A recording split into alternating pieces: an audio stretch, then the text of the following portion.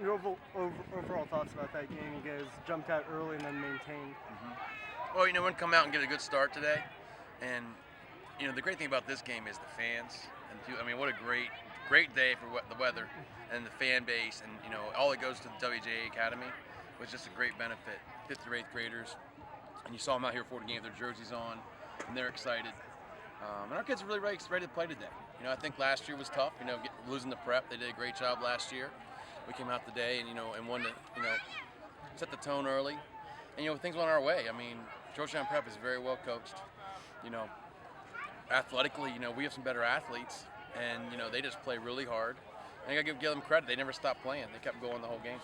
What was it like to finally coach a game at a high school field? You guys have been touring colleges for your first couple of games.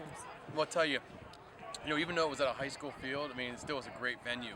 We've had 4 unbelievable venues.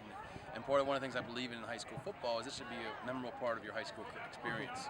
And whether you're playing or not playing, these kids have had a chance to play in 3 college stadiums, at Georgetown Prep, with how many people were here, thousands of people.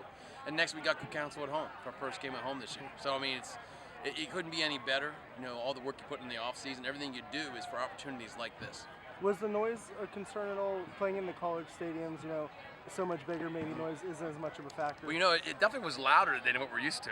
There's no doubt about that. Because there's so many empty seats in those big stadiums. But I thought the crowd was great. We got to get used to playing with that kind of noise, but it was definitely a factor. You guys made a switch at quarterback for today. How do you assess your guys? They're both great players. Connor Ennis played really well the first 3 games. Chris played really well today. The hard part for us is, who is the starter? They both deserve to start. And really today was a senior decision. Chris Schultz is a senior. He deserved a chance. It wasn't a knock on Connor for last week. It was more, Chris is a senior. We want to give him a chance. So as a head coach and a staff, we said we want to give Chris his chance. Let him have a start. The hard thing is they both have played well. Now what do we do? And we're going to try and play them both if we can somehow. I don't know what the answer is right now, what we're going to do. For good counsel, do you have any inkling of what's going to happen with the quarterback position? I think we're just going to keep the competition going forward, during the week, and I would expect to see both of them play next week. Talk about 82. Was he on JV earlier this week? He's still on JV. He's still on JV. Did he play in the JV prep game? What's that? Did he play in that game? Yeah. So what was it like watching him out there with the varsity guys scoring touchdowns and all that? Marcus Lewis was a basketball player until August 3rd of this year.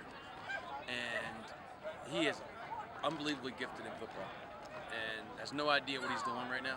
You saw today, he can just make plays.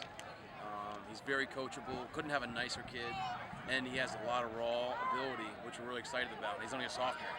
So you're going to probably see more of him as the season goes on the varsity. What year is he? Sophomore. Sophomore. And Marcus, spelled with a C. Is he on your roster? Yes. Marcus Lewis, Marcus. And talk about your team's rushing attack, the 2-headed monster getting it done once again. Well, it starts with the O-line and our tight end, Scott Carpenter. He is just an unbelievable blocker, one of the best I've ever coached or seen. A lot of colleges are really interested in him because of that. He can catch the ball, but he is a great blocker at the point of attack. And then our O-line, they just get better every week. And those guys can do what they do. They're great running backs. They're hard to tackle. It's hard to get a shot on them. You never really get a direct hit on those guys. But it's usually the sign of a really good back. Great. Thanks, Coach. Awesome.